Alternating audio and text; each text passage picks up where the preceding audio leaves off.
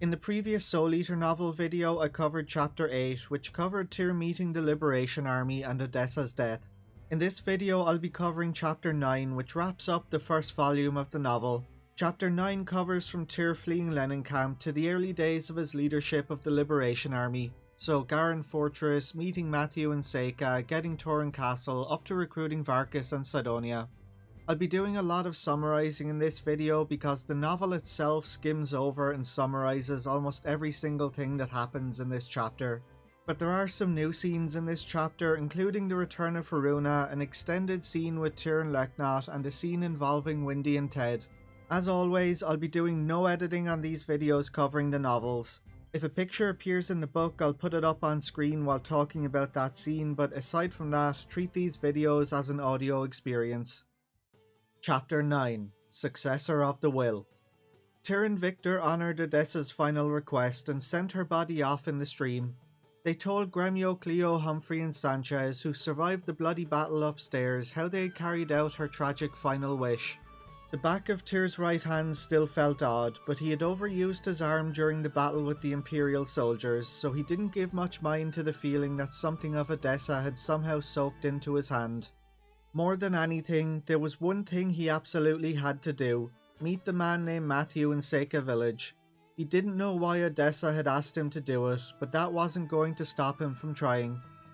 Now that the Imperial Army had discovered their hideout, it was no longer safe to stay in Lenin camp, and they promptly prepared to leave. Humphrey and Sanchez left in pursuit of Flick. Cleo, Gremio and Victor decided to head south with Tir.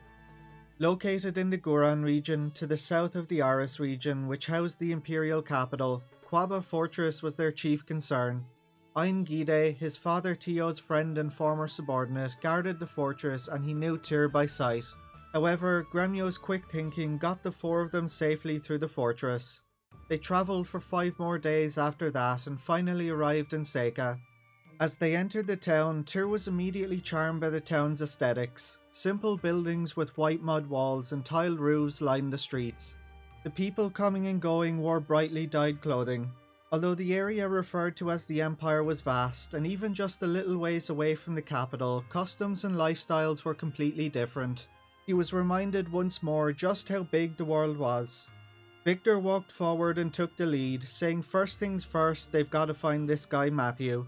They came across a strange man quietly leaning against a stone wall in the middle of the town. Thin with black hair long in the back, he wore leather boots and had a half coat that went to his knees.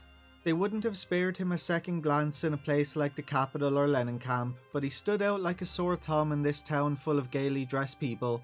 Victor asked the man where Mathiu's house is, and the man responded at the top of those stone steps. Victor thanked him, and the four of them made their way up the stairs and arrived at a small house. Tir heard the unexpected sound of children running around and playing inside as they stood in front of the door. Tir knocked at the door, and confirming his initial impression, a young boy appeared and cheerfully asked, "Visitors?" Tir said he heard a man named Mathiu lives here. The boy responded, "Professor Mathiu is out for a walk and he'll be back soon." Tir thanked the child, then crouched to chat with him. He asked the children what they're doing in Mathiu's house, and the child responded he teaches them to read and write, as well as lots of other stuff. Tir asked the boy if Mathiu is a nice teacher, and an impish grin spread across the boy's face. He said Mathiu is normally nice, but if you forget your homework... The boy then placed his hands on his forehead and made horns with his fingers. A quiet male voice behind them could then be heard asking, "Who's an ogre?" The boy took his hands down and flustered, "Welcome Professor Mathiu back." Tir stood up and turned around, a little surprised to discover that the man standing behind them was none other than the same man who had given them directions to Mathiu's house. Mathiu quickly slipped by them without a word or acknowledgement of their presence. He pushed the boy inside and glanced over his shoulder at Tir's staff and told him to leave, that this is no place for people stained with the stench of blood. Mathiu's words caught Tir off guard, but he had no intention of leaving. Tir told Mathiu that he was asked to come here by Odessa. Mathiu paused just short of closing the door. He asked, "Odessa?" then turned back towards Tir, scowling at him. Tir met his gaze straight on and handed him Odessa's earring.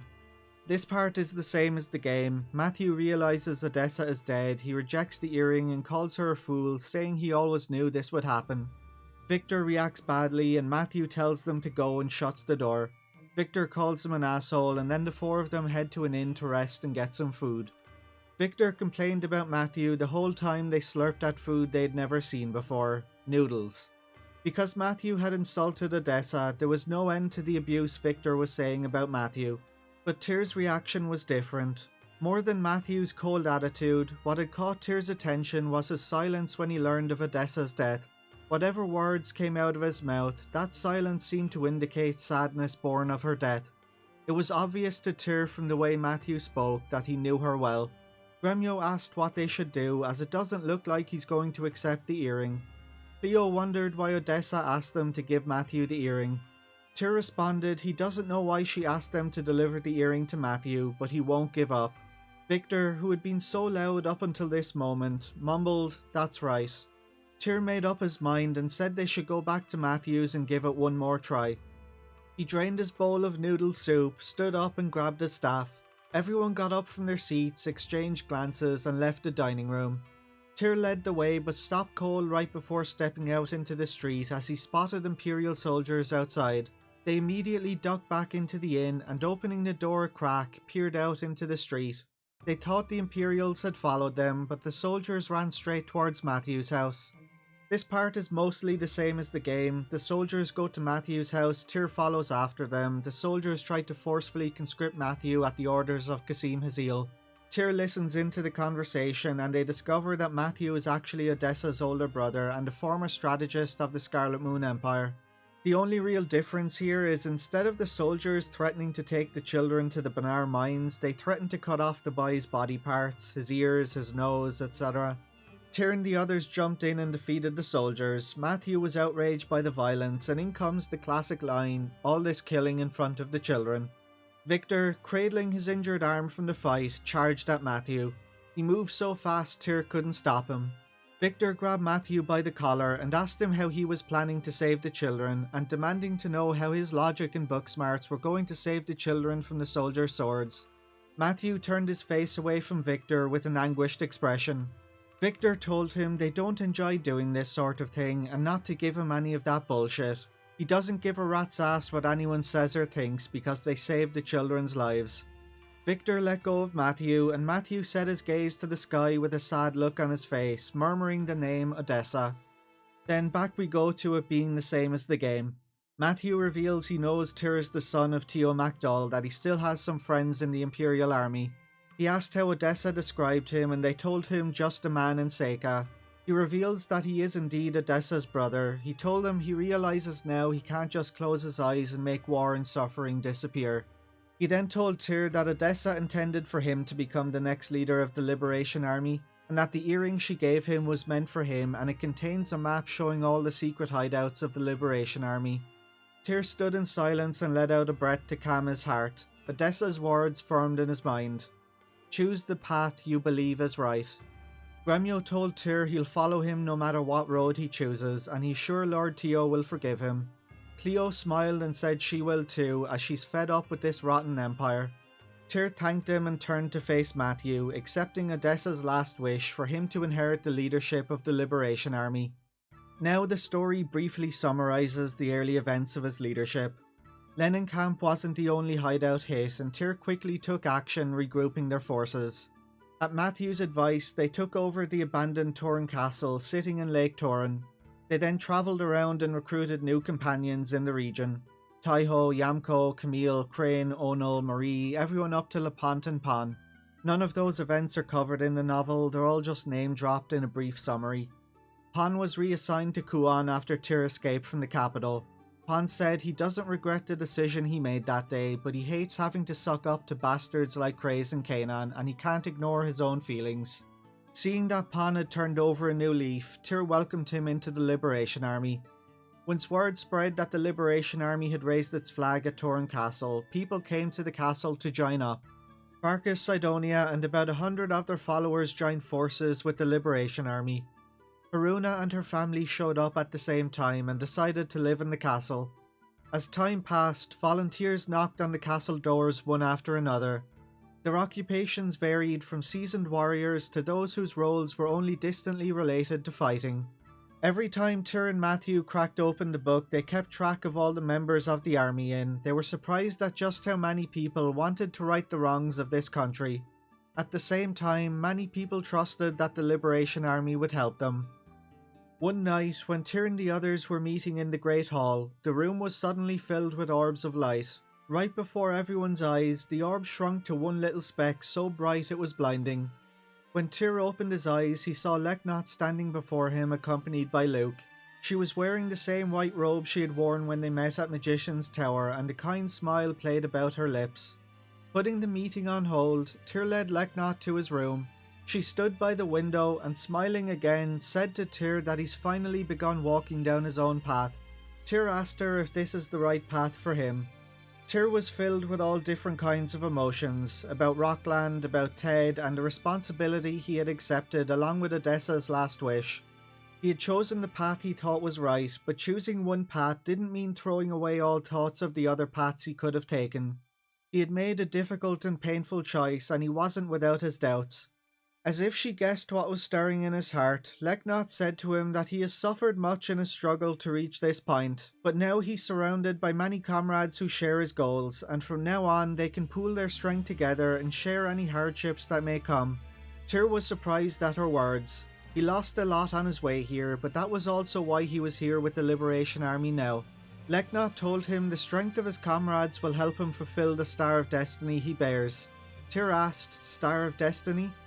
Leknath began explaining to him about the Stars of Destiny and how he bore the Tenkai Star that would lead the world out of chaos into order.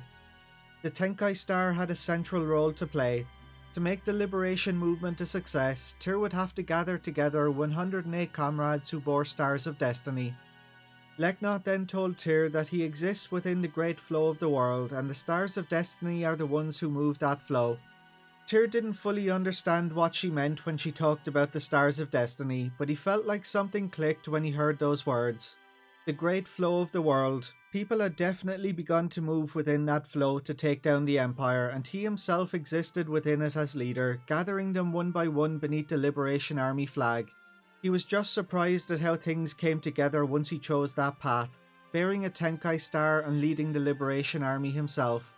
Leknath then said to Tir that many difficult choices lie ahead of him, that history is only just beginning to be made. She told him not to lose heart, to always follow the path he believes is right, and she'll always be watching over him. With those final words of encouragement, she entrusted the Liberation Army with her apprentice Luke, who bore the Tenkan Star, and left the castle. Tir gave a sigh of relief in his room when things had quietened down. He had found a fresh new path in Leknath's words. He would move forward together with his comrades who shared his vision. He no longer had any doubts. This was the path he had chosen himself. Tir then heard a young voice calling his name. He turned in surprise at the voice and saw Haruna standing in the doorway. Silent nearly the whole time they had been together in Rockland, Haruna had slowly begun to speak to Tir since coming to the castle. With a smile on his face, he asked Haruna, "What is it?" She hesitated in the doorway, but eventually walked over to Tir and looked up at him with a smile.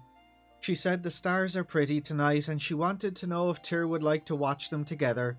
Tir said of course and picked up Haruna in his arms. He then walked over to the window and opened it. Her weight was a pleasant feeling in his arms, and he thought to himself that he chose this path just so she and others could smile like this. A chance wind blew through the open window, ruffling Haruna's hair. They raised their faces to the stars in the night sky that glittered so bright they seemed to be trying to outshine each other. Tir turned to face the eastern sky as if he was called by something, and there shone a star so bright it engulfed all the stars around it. He didn't know the name of that star, but the red light it gave off lingered in his heart from that moment on. The story then cuts to a dungeon in Gregminster. Irritated pacing echoed within the darkness. The sharp tap of the shoes suddenly stopped as if in surprise, then came a noise like angry breathing, and then the pacing started up again.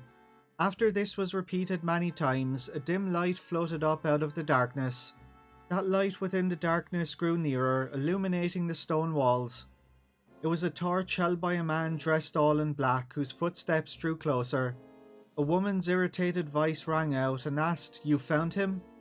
Seeming to wither under the force of her vice, the man answered yes and apologized for the delayed report. The woman told him to skip the formalities and tell her where he is.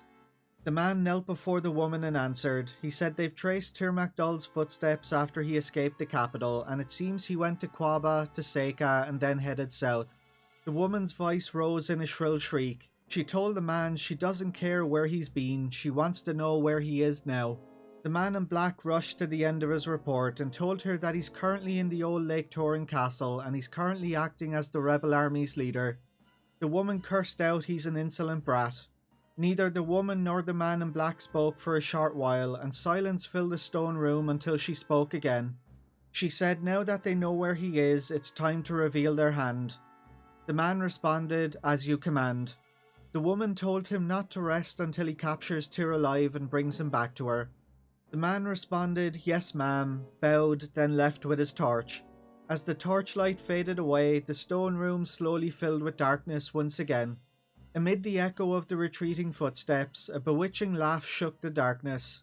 Then there was a sound as of dragging chains, and a boy's voice asking her what is she going to do to Tir. The woman's voice took on a whole new tone, and while sneering at the anguish in the boy's voice, she said to Ted how sad it is that after everything he did to help Tir escape, he's already within her grasp and it's only a matter of time until that rune is hers. Ted cried out no and told Windy to leave Tir alone. Windy laughed and mocked Ted, calling him nothing more than a boy without a rune and asking him how he likes growing old chained up in this pitch-black prison. There was a harsh sound of metal scraping and Ted's cries grew louder, which only made Windy even more cheerful. Windy told Ted he can't break the chains in his weakened state and this is his punishment for running from her for the past 300 years. Windy let out a shrill laugh, then told Ted that she brought him a gift to celebrate finding Tir. A strange light appeared in the darkness. It came from an orb resting in the palm of her hand, quivering and flickering in front of him. Ted groaned and asked her what she's planning to do with that rune orb. A black shadow appeared within the orb. The shadow seemed agitated being trapped in the orb, and it grew restless as Ted watched. Gazing at Ted, Windy smiled faintly. She commented it seems he's seen one of these before, and said to him that these little orbs can grant humans the power of a rune. She then asked him if he's ever heard of the Conqueror rune, the Black Rune. Ted cried out no and asked her what she's planning to do. Windy snorted a laugh and said she's decided to do this. She walked towards Ted, her steps echoing, then brought the orb near his right hand, shackled to the chains embedded via metal hoops in the wall. Ted desperately yanked his hand back, crying out no and telling her to stop, but Windy pinned him down with impressive strength. She glared at Ted, her eyes narrowed in anger, and told him he's going to help her get the Soul Eater. Ted screamed out in pain and his screams echoed off the prison walls. When the echoes finally died away, so did the faint light. Windy let out a high-pitched laugh and walked away as the prison once again sank into total darkness. And that's the end of chapter 9. Kind of a long chapter, but not the most exciting until it got to the newer scenes towards the latter half of the chapter. The scene with Windy and Ted really makes you feel bad for Ted. You knew he was imprisoned by her, but knowing what happens and being able to picture it in your head makes you feel bad for him. But on a more cheerful note, we got a cute little scene with Tir and Taruna. Anyway, that wraps up the first volume of the Soul Eater novel. Only 2 more volumes and 27 more chapters to go. We're going to be at this for quite a while. Thanks for watching guys, and I'll catch you on the next one.